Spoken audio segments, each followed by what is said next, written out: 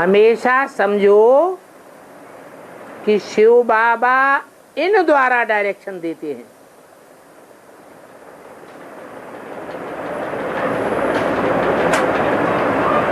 तो बाबा इस वाक्य में ये इन शब्द किसके लिए बोला है?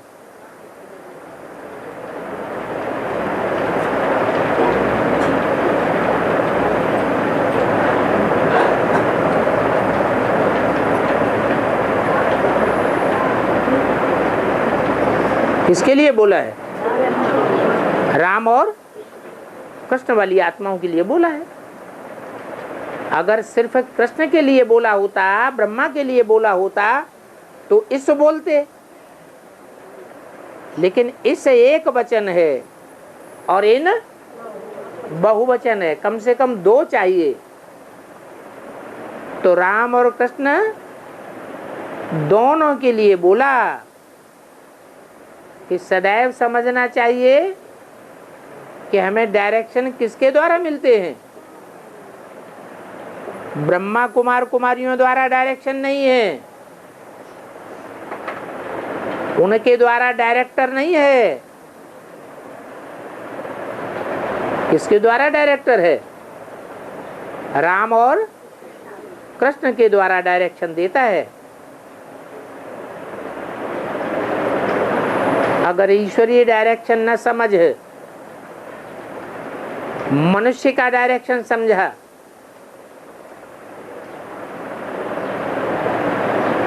बल ये दोनों मनुष्य हैं जिनके द्वारा डायरेक्शन देता हूं।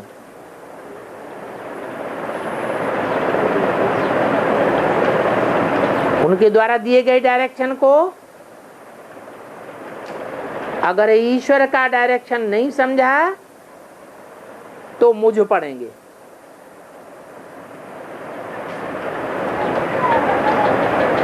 बाप कहते हैं मेरे डायरेक्शन पर चलो। ये मेरे किसके लिए बोला? कौन सी आत्मा के लिए बोला है?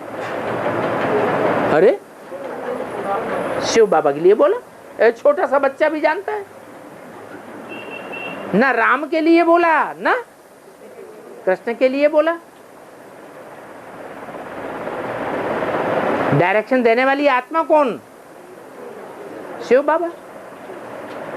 राम डायरेक्शन देने वाला है? कृष्ण वाली आत्मा डायरेक्शन देने वाली है?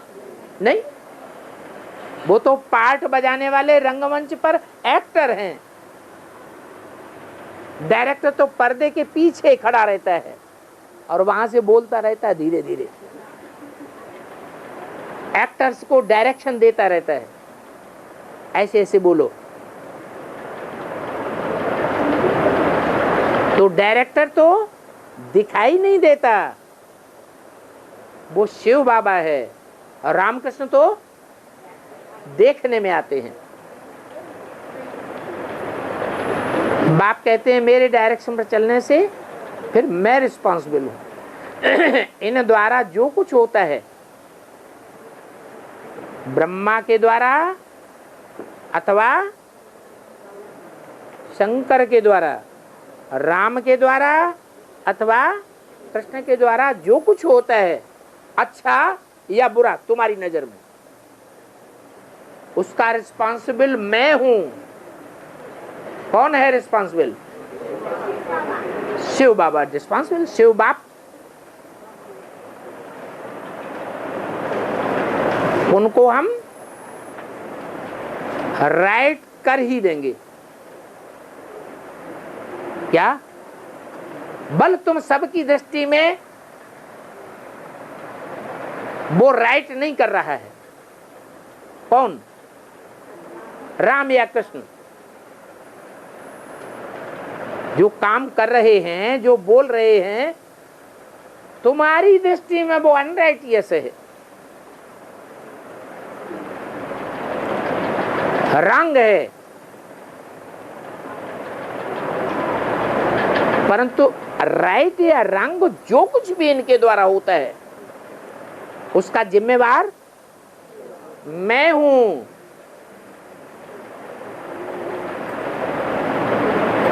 उनकी एक्टिविटी को हम राइट कर ही दूंगा। माने आगे चल करके तुमको पता चलेगा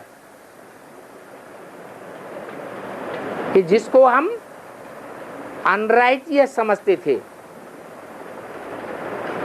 रंग काम करना समझते थे, वो रंग नहीं, वो भी राइट साबित हो गया।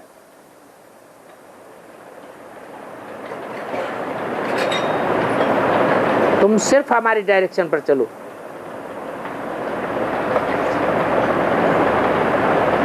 तुम माने कौन है? तुम सिर्फ हमारे डायरेक्शन पर चलो। तुम माने कौन है? हाँ, जो भी सन्मुख बैठने वाले रुद्रमाला के या विजयमाला के बच्चे हैं, उनके लिए बोला नंबरवार कि तुम हमारे डायरेक्शन पर चलो।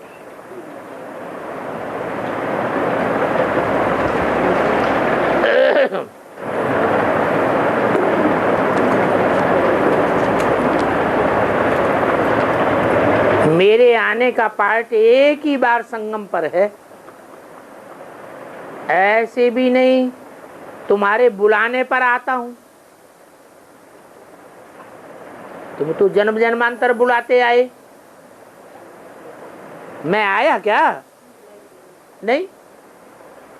जब मेरे आने का समय होता है तो एक सेकंड ना ऊपर ना एक सेकंड नीचे, एक्यूरेट टाइम पर आ जाता हूं। मुझे आर्गन्स ही कहां है कि तुम बुलाओ, आवाज करो, हे पतित पावन बाप आओ, तो मेरे तो कान आरूपी आर्गन्स है ही नहीं, मैं कैसे सुनूंगा? जब समय होता है तो आकर के पतितों को पावन बनाता हूं। ऐसे नहीं कि आता हूं और ब्रह्मा के तन में ज्ञान सुना के चला जाता हूं। आता तो हूं, लेकिन आने का उद्देश्य क्या है? ज्ञान सुनाना उद्देश्य नहीं है। पतितों को पावन बनाने के लिए आता हूं।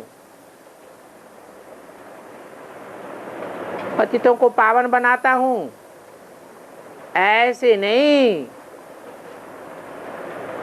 कि तुम्हारी रड़ियां भगवान सुनते हैं, हे पतित पावन आओ, हे पतित पावन आओ।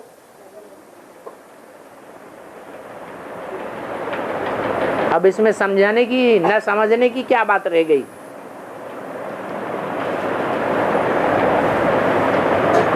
क्या बात समझ में नहीं आई इस वाक्य में? है? अरे पूछने वाले ने पूछा है, इसका अर्थ समझाओ। तो क्या अर्थ नहीं समझ में आया? है? कान नहीं, क्या भी नहीं, शरीर नहीं। हाँ हाँ, वो बुलाने से आता ही नहीं। समय की सुई जब रिकॉर्ड पर पहुंचती है तो बोलने वाला बोलता है।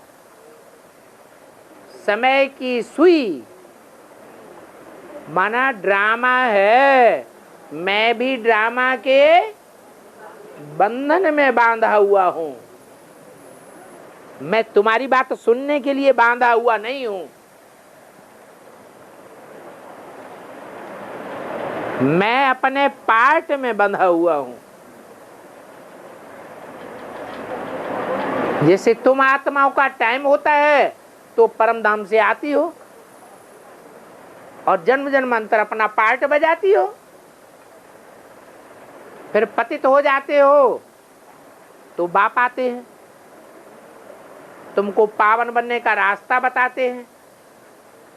सिर्फ रास्ता ही नहीं बताते, लेकिन तुम पतितों को पावन बनाकर ले जाते हैं।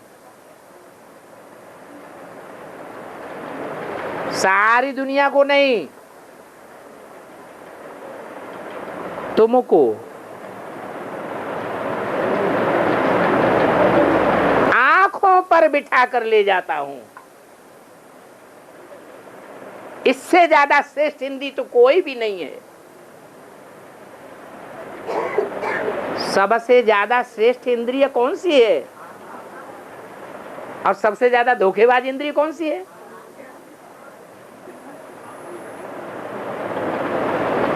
तो आंखों की पलकों पर बिठाकर तुमको ले जाता हूं। इसका अर्थ हुआ कि आगे चल के बाबा ऐसी तीखी दृष्टि देंगे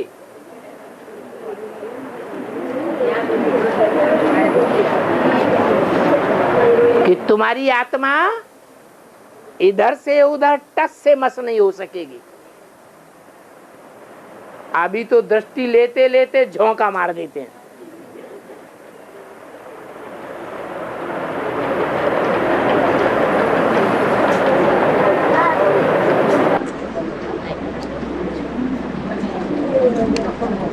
छुट्टी को बुलाने के लिए अमृत वेले की पुरुषार्थ कैसा होनी चाहिए बाबा? अमृत वेले ही बुलाना है और टाइम पे नहीं बुलाना है। जैसे मुसलमान लोग होते हैं 5 टाइम नियत कर दिए सारे दिन में, वो 5 टाइम ही अल्लाहु अकबर। तो ऐसे तुमने टाइम नियत कर दिया क्या? नहीं बाबा। अरे जिसके प्रति लगन होती है वो दिल इसको हमेशा बुलाता ही रहता है।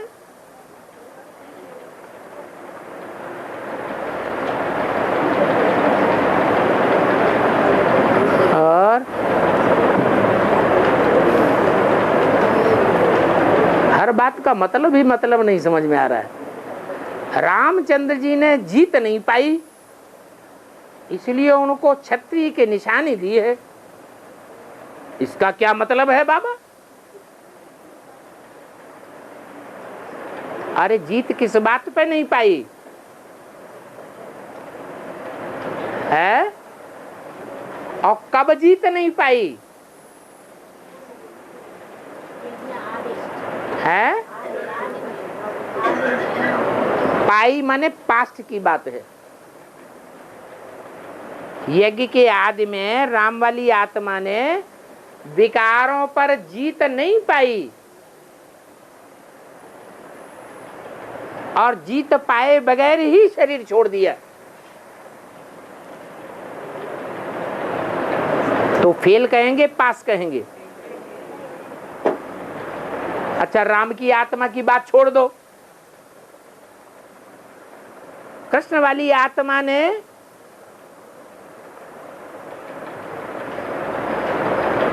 विकारों पर जीत पाके शरीर छोड़ा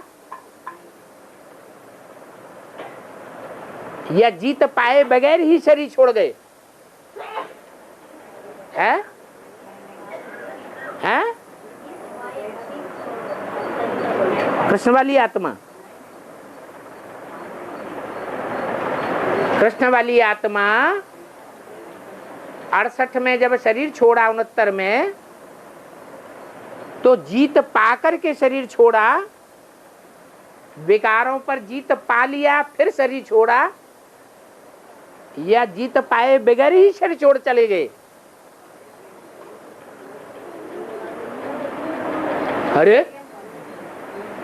हैं? जीत नहीं पाई, क्योंकि मुरली में बोला है योग बल वाले का कभी हार्ट फेल नहीं हो सकता, और उनका तो हार्ट फेल हो गया। तो योग बल में फेल हुए या पास हुए? फेल हो गए।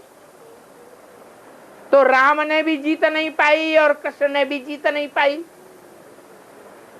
फिर पाई किसने? जो चंद्रवंशी बने।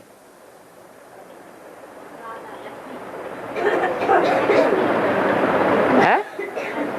अरे अब तक किसी ने जीत पाई?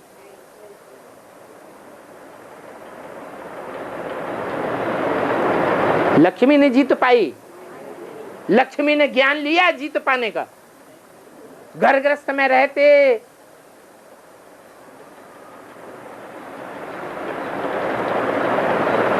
गृहस्थी जीवन बिताते हुए पति पत्नी दोनों साथ में रहते हुए विकारों पर जीत पाना है, या भाई बहन दोनों साथ में रह करके दिखाएं, साथ में खाएं, साथ में सोएं और जीत पा करके दिखाएं।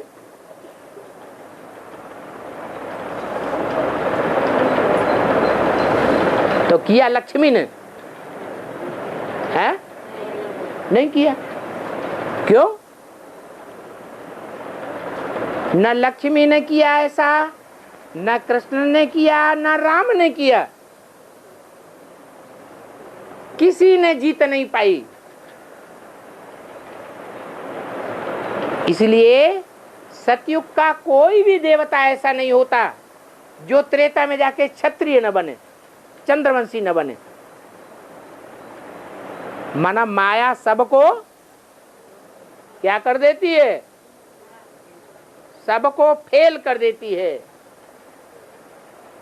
माया किसी को छोड़ती नहीं।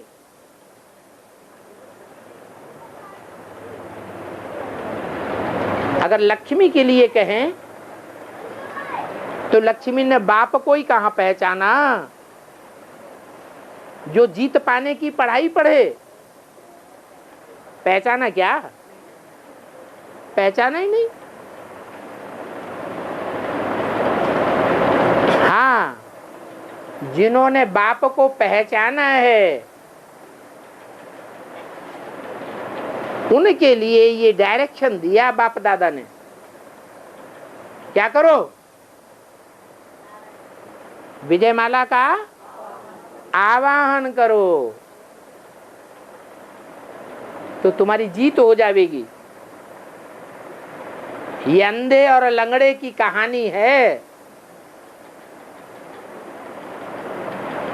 अंधा तो अंधा है ज्ञान का, अज्ञान का, उसमें ज्ञान ही नहीं है तो नदी पार कर लेगा? हैं? ये वैसे बेहतरीन नदी पार कर जाएगी लक्ष्मी? नहीं। और लंगड़ा, वो तो बेचारा लंगड़ा है। अब लंगड़ा है तो विषय बेहतरीन नदी पार कर लेगा? हाँ? रपट जाएगा गड्ढे में कहीं।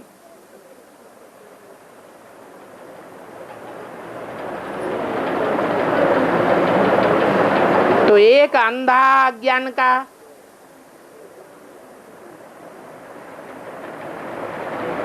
माना विजयमाला का हेड और एक प्योरिटी से लंगड़ा। चलता तो है लेकिन ऐसी हाई जंप लगा के चले ना,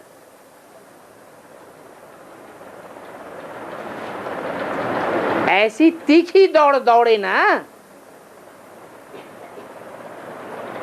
जो उदय शंकर डांस मशहूर है। 3 टांग की दौड़ देखी कभी? नहीं देखी। 2 की एक एक टांग बांध देते हैं तो 3 टांगे बन जाती हैं और फिर उनसे कहते हैं दौड़ो। और ऐसे दौड़ने वाले कई एक होते हैं। ऐसी 3 टांग की दौड़ में जो आगे निकल जाए उसको पुरस्कार मिलता है। वो तो हद की दौड़ है। ये है बाबा की बेहद की 3 टांग की दौड़। क्या शंकर पार्वती को पति पत्नी कहेंगे या भाई बहन कहेंगे? हैं? दोनों अभी ब्राह्मण हैं या पति पत्नी है? ब्राह्मण है। आत्मा आत्मा, भाई भाई कहें। तो उदय शंकर डांस मशहूर है। दोनों युगल मिलकर के डांस करते हैं।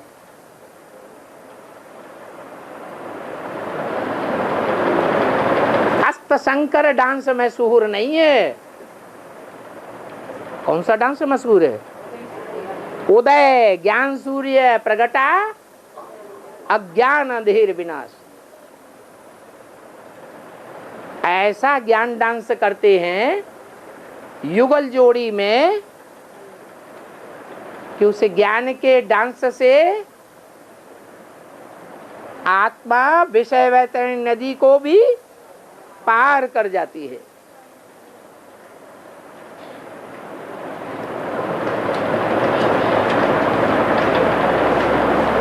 तो बोला कि राम फेल हो गया, माने पास्ट में फेल हो गया। पास्ट में फाइनल पेपर हुआ, मध्य में हुआ या अंत में होता है? तो पास्ट में राम फेल हो गया। अभी फाइनल पेपर में भी फेल हो जाएगा या पास भी हो सकता है? पास भी हो सकता है। अरे तिमाही में छमाही में कोई फेल हो जाए तो फाइनल फेल कहा जाता है क्या? नहीं। फाइनल पेपर तो अभी सबका होना है। राम का भी होना है, कृष्ण का भी होना है, राधा का भी होना है तो सीता का भी होना है। बाकी अभी तो जो सब फेल हो रहे हैं वो सब क्षत्रिय बनेंगे। सत्युग में जाने वाली ऐसी एक भी आत्मा नहीं है जो त्रेता में जाके क्षत्रिय न बने।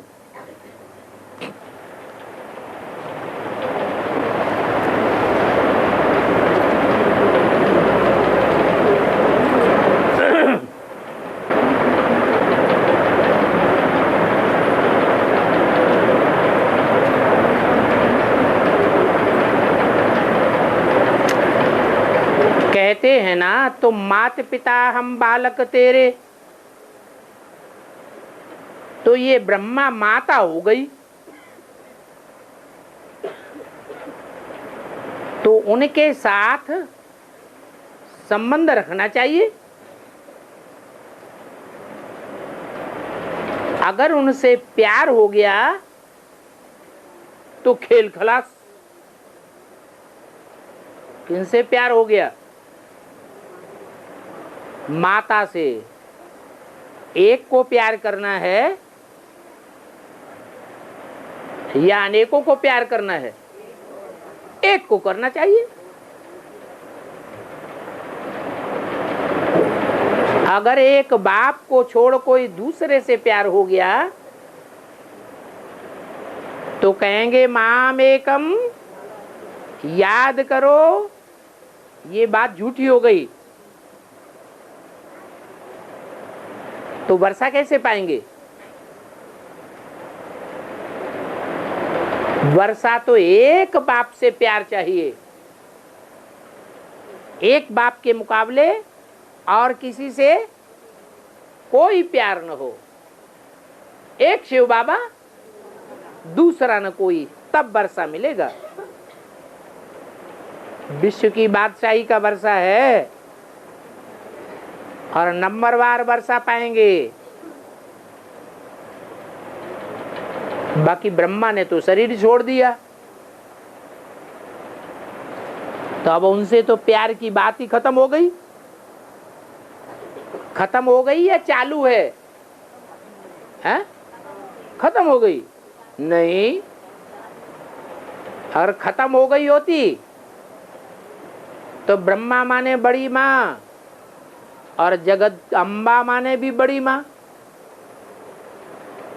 वो ही ब्रह्मा की आत्मा, दाढ़ी मूछ वाली की पूजा नहीं होती, और वो ही जब नारी चोले में प्रवेश करता है, माता में प्रवेश करता है, तो जगदम्बा के रूप में पूजा होती है। इसलिए मुरली में बोला है, वास्तव में ये ब्रह्मा तुम्हारी जगदम्बा है, परंतु तन पुरुष का है। इसलिए ओम राधे को थोड़े टाइम के लिए निमित्त रख दिया है।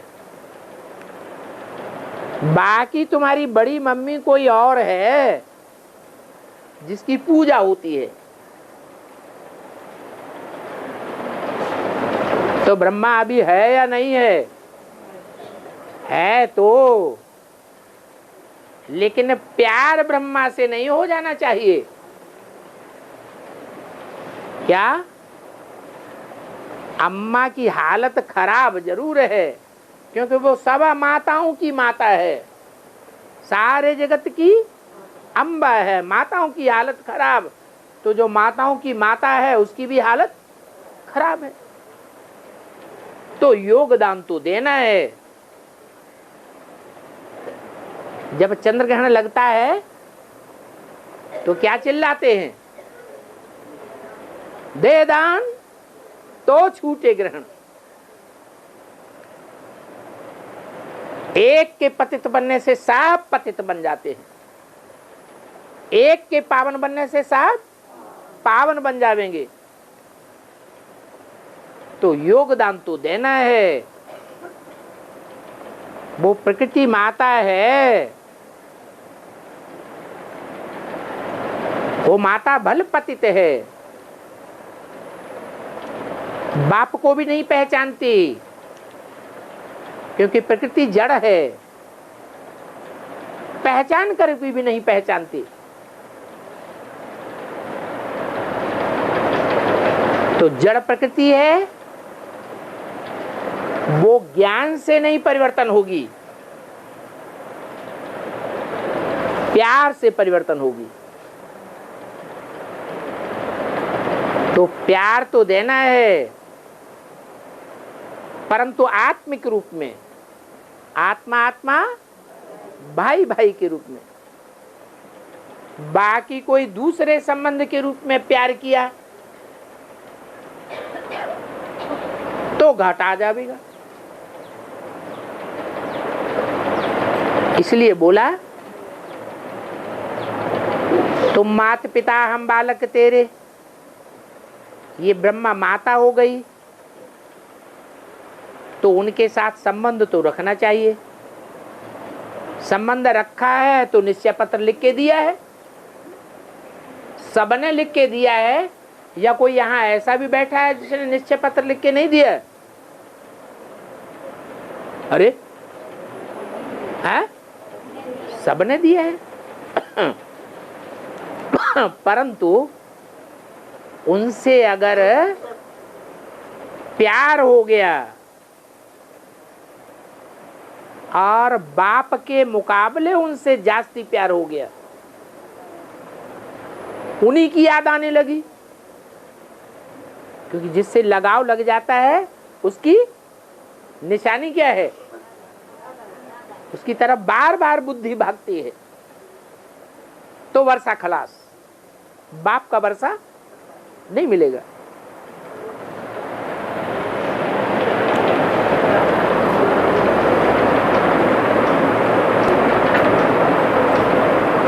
सब अर्थ ही अर्थ बताइए, एक एक महावाक्य उठाते जाएं, इसका अर्थ बताइए। दूसरा महावाक्य मुरली में से पकड़ लो, इसका अर्थ बताइए। शिव बाबा का और ब्रह्मा बाबा का रथ एक ही है, तो जरूर शिव बाबा भी खेल तो सकते होंगे ना। क्यों? शिव बाबा ज्ञान रत्नों का खेल नहीं खेलते? बच्चों के साथ खेलते हैं। इसका अर्थ क्या है? बाबा बताइए, क्या बताएं? हैं?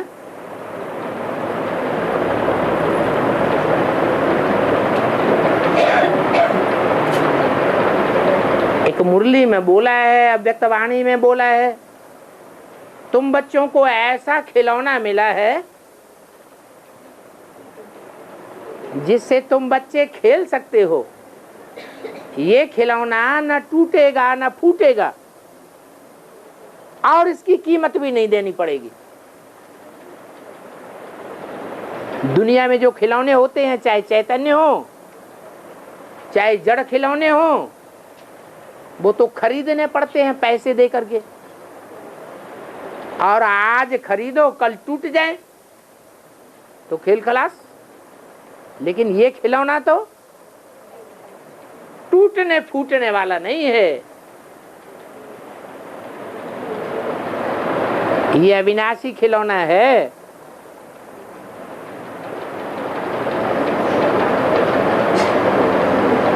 तो शिव बाबा खिलौना है। शिव बाबा से खेल खेलते हो या ब्रह्मा और राम की आत्मा से खेल खेलते हो? क्या बुद्धि में रहता है? हाँ, ज्ञान के ही खेल, ज्ञान के खेल खेलो या कोई भी खेल खेलो, कोई भी संबंध से खेल खेलो, लेकिन जो भी खेल खेलते हो उस खेल में बुद्धि में क्या रहता है कि हम कौन सी आत्मा के साथ खेल खेलते हैं। अगर ये याद है हम शिव बाबा के साथ खेल खेलते हैं तो बेड़ा पार। और ये बुद्धि में आया कि राम वाली आत्मा के साथ खेल खेलते हैं या ब्रह्मा बाबा के साथ खेल खेलते हैं तो कुछ भी प्राप्ति नहीं होगी। इसमें भी इसका अर्थ क्या है? सन्यासी लोग शास्त्रों को बहुत मानते हैं। बड़ी गाड़ी में भर करके या ट्रक में भर करके रस्सियां डाल करके फिर सारी परिक्रमा देते हैं। वैसे ही जगन्नाथ में फिर देवी देवताओं के चित्र हैं, उन्हों को भी रथ में बिठाकर परिक्रमा दिलाते हैं। यह उन्हों का मान है, मान सम्मान है परिक्रमा दिलाना। इस परिक्रमा दिलाने से उनका मान सम्मान बढ़ता है, इसलिए रथ यात्रा निकालते हैं। सन्यासी शास्त्रों में भर करके ट्रक में परिक्रमा देते हैं, शास्त्रों का मान देते हैं। इसका अर्थ क्या है? बाबा बताइए। ये तो भक्ति मार्ग की रस्म बताई। जो भक्ति मार्ग में रस्म है वो कहाँ की यादगार है? संगम युग की यादगार है। संगम युग में कोई आत्माएं जगन्नाथ और बलराम हैं या नहीं है? है? और उनका रथ है या नहीं है? वो शरीर रूपी रथ है।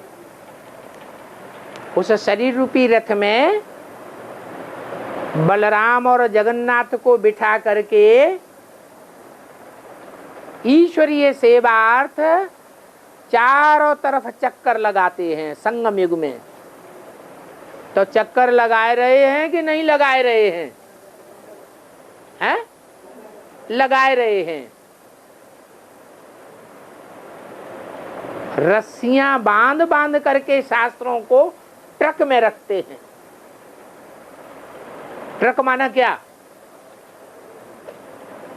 है? अरे ट्रक माना क्या? ट्रक माने गाड़ी। ये शरीर रूपी गाड़ी है। उस शरीर रूपी गाड़ी में जो मुरलियां हैं, उन मुरलियों का ज्ञान भरा हुआ है। वो ही मुरलियां ही शास्त्र हैं।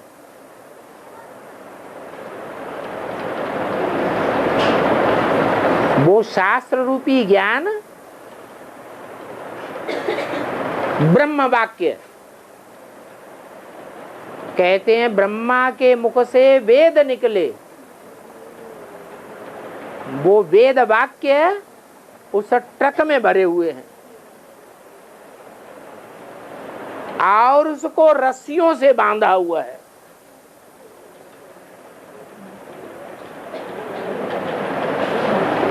ताकि वो शास्त्र कहीं रथ दौड़े तो इधर उधर छिटक न जाए।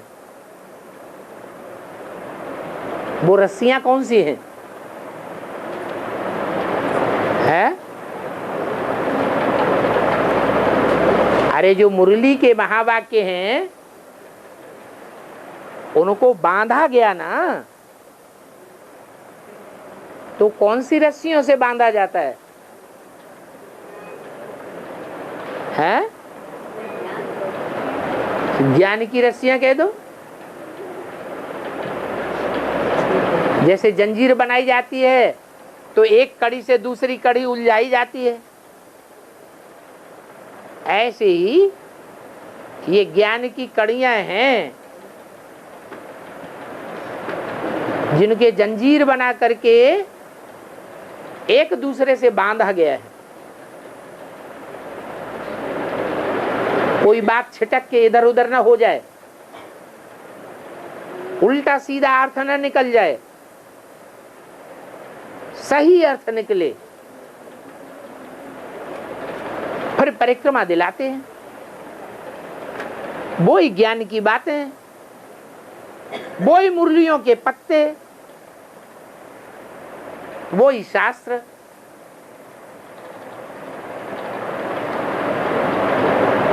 तो ये उन शास्त्रों का मान है। परिक्रमा दिलाने से ही मुरलियों का मान होगा, या ये परिक्रमा बंद कर दी जाए तो मुरलियों का मान होगा? ब्रह्मा के मुख से जो वेद वाक्य निकले, मुरलियां निकली, उन मुरलियों का मान अगर वो रथ परिक्रमा लगाए तो मान होगा, या परिक्रमा लगाना बंद कर दे तो मान होगा? है? परिक्रमा लगाएगा तो मान होगा, नहीं लगाएगा तो अर्थ खुलेंगे ही नहीं। अर्थ नहीं खुलेंगे तो फिर अनर्थ हो जाएगा।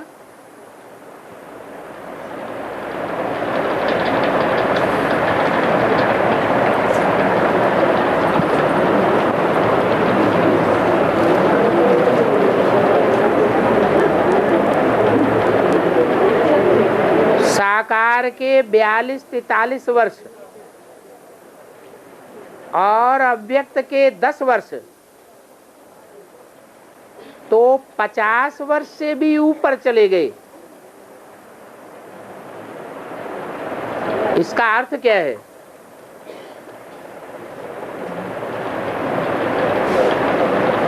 ये वाणी है 78-79 की अव्यक्त वाणी। उसमें बोला कि ब्रह्मा के साकार तन में जब आते थे तो कितने वर्ष वाणी चलाई? अरे जल्दी बताओ। है? ब्रह्मा के साकार तन में कितने वर्ष वाणी चलाई?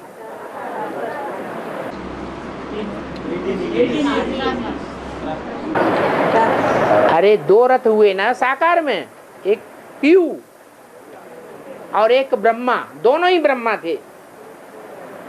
तो कितने वर्ष वाणी चली? है?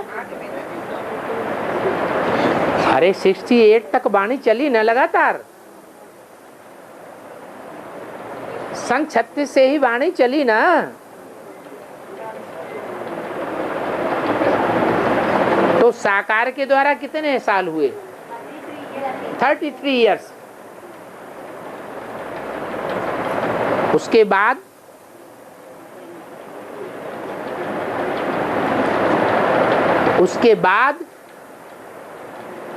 साकार के द्वारा वाणी चली या नहीं चली?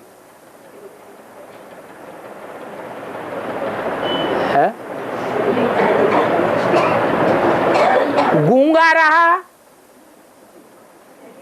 या वाणी चली? शिव बाबा ने बोलना बंद कर दिया, बोलती बंद हो गई ब्रह्मा के शरीर छोड़ने के बाद। या जंगल में एक शेर गया तो दूसरा शेर आ गया है? आ गया। ब्रह्मा की आत्मा गई तो राम वाली आत्मा 69 में आ गई। तो गूंगी थी क्या? बोलती थी कि नहीं बोलती थी? भले कोई पहचाने या न पहचाने, बोलता तो था। तो जो बोलता था वो साकार की वाणी कहेंगे या निराकार की वाणी कहेंगे? है? साकार की ही वाणी कहेंगे। जरूर कुछ नई बात बोलता होगा। शिव बाबा आते हैं तो नई बात सुनाते हैं या पुरानी पुरानी शास्त्रों की बातें ही सुनाते रहते हैं? नई बातें सुनाते हैं। तो 69 18 जनवरी के बाद ब्रह्मा बाबा ने तो शरीर छोड़ दिया। उसी वर्ष में राम बाप वाली आत्मा ज्ञान में आ जाती है। ऐसे नहीं शिव बाबा चले जाते हैं, शिव बाबा तो रहते हैं ब्रह्मा के तन में नहीं तो और दूसरे तन द्वारा वाणी चलाऊंगा।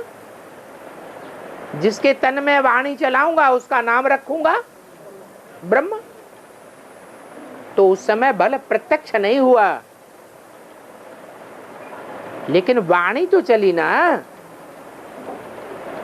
तो 69 से लेकर के 78-9 तक 10 वर्ष हुए। वो 10 वर्ष साकार में ऐड करेंगे या नहीं? हैं? ऐड करेंगे।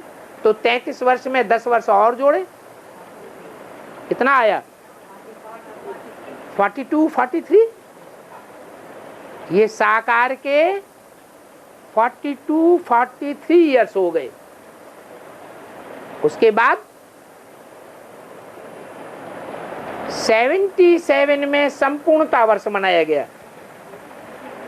अर्थात जो साकार था वो निराकारी स्टेज को पकड़ गया। तो निराकार कहेंगे या साकार कहेंगे? निराकार हो गया, आकार ही हो गया। मनन चिंतन मंथन तेजी से चलने लगा, बाहर प्रत्यक्ष होने लगा बच्चों के सामने, या गुप्त रहा, बाहर आ गया। तो कहेंगे वो साकार बात खत्म हो गई, वो निराकारी हो गया। तो बोला साकार के 42 से 43 वर्ष और अव्यक्त के 10 वर्ष। माने ब्रह्मा बाबा ने शरीर छोड़ दिया तो ब्रह्मा बाबा अव्यक्त हो गया या व्यक्त रहा? अव्यक्त हो गया। गुलजार दादी में अव्यक्त पाठ चला। तो 69 से लेकर के 78-79 तक 10 वर्ष हुए। तो अव्यक्त के 10 वर्ष तो 50 वर्ष से भी ऊपर चले गए।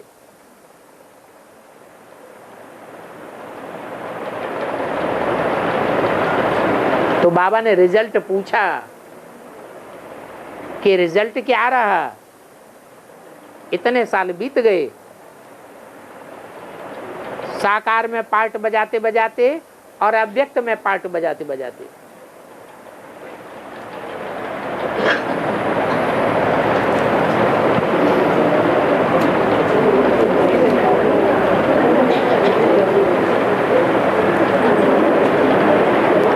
सभी तेरे पर सदके जावेंगे, प्रभाव निकलना तो है ना।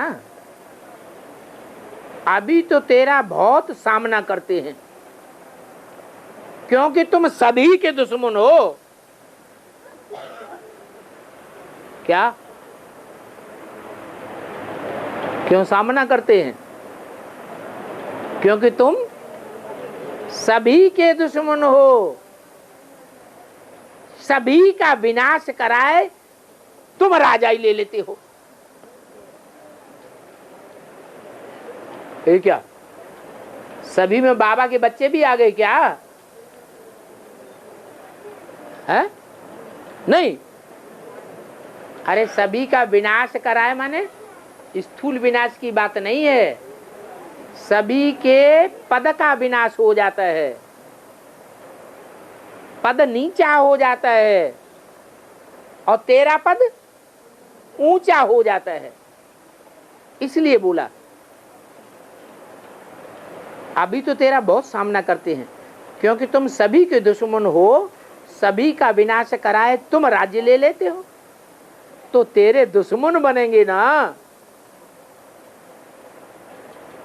इसमें भी पहले घर के दुश्मन बनेंगे, बाहर की दुनिया वाले बाद में। पहले घर के दुश्मन बनेंगे, बाबा के भी घर वाले मित्र संबंधी आदि ब्रह्मा बाबा के दुश्मन बने थे ना। तो जो आदि में हुआ वो अंत में तेरे साथ भी होगा। इसका अर्थ क्या है बाबा बताइए?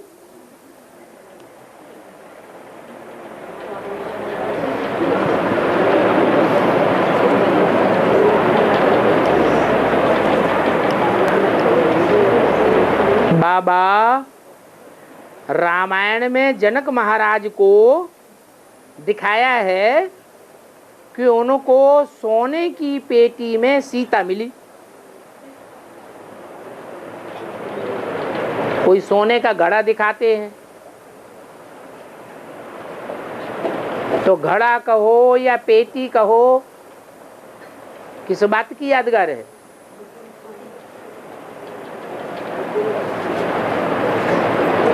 घड़ा बुद्ध रूपी घड़े की यादगार है। जैसे बाबा कहते हैं सोने की डबली में हीरा रखते हैं,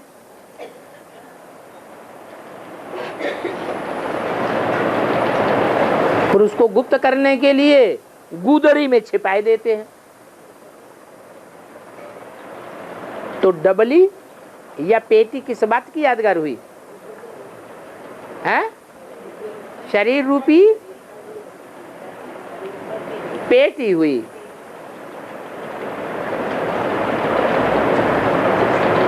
अब बुद्ध रूपी घड़ा तो होगा ही उसमें। तो मन बुद्धि रूपी जो घड़ा है, जो शरीर रूपी पेटी में रहता है, वो मन बुद्धि रूपी आत्मा सच्ची आत्मा है या झूठी आत्मा है? सच्ची आत्मा है।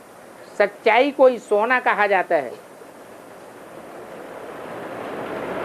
इसलिए रामायण में दूसरी जगह भी दिखाया है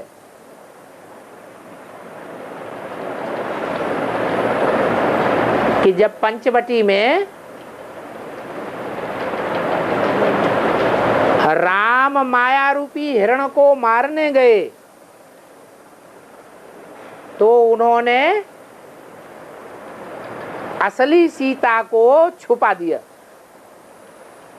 कहा तुम पावक में करो निवासा, योग अग्नि में रहो, याद में रहो, तब तक मैं इन असुरों का विनाश करता हूं। और उस असली सीता की जगह सोने की सीता बना के रख दी, उसमें प्राण फूंक दिए।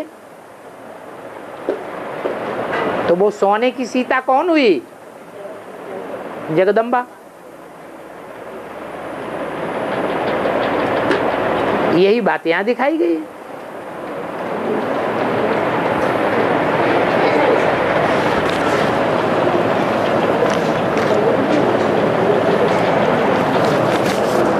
चलो, ओम शांति।